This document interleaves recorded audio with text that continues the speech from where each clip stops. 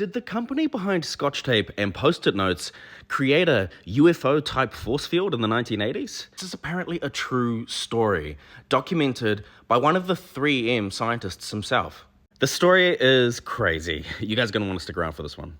Now, on a warm summer night in 1980, 3M employees would unexpectedly create a Star Trek-like force field in their factory in South Carolina.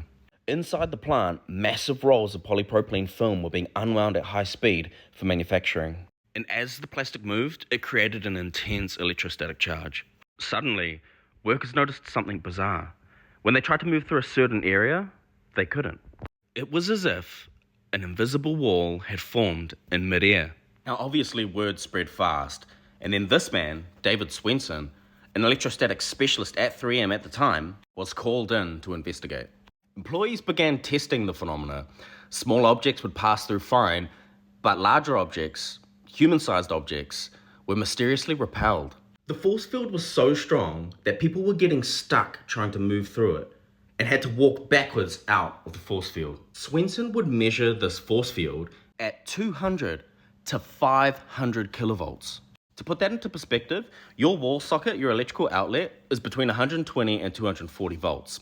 And a taser is around about 50,000 volts.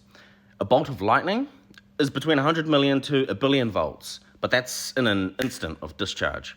This 3M force field wasn't just high voltage, it was sustained and strong enough to create an invisible barrier that people could physically feel. David E. Swenson's write-up about this incident wasn't just some thing he wrote for a blog.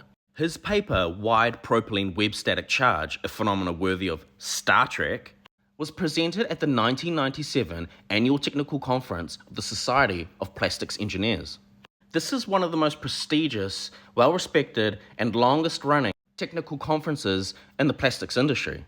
So what happened after this?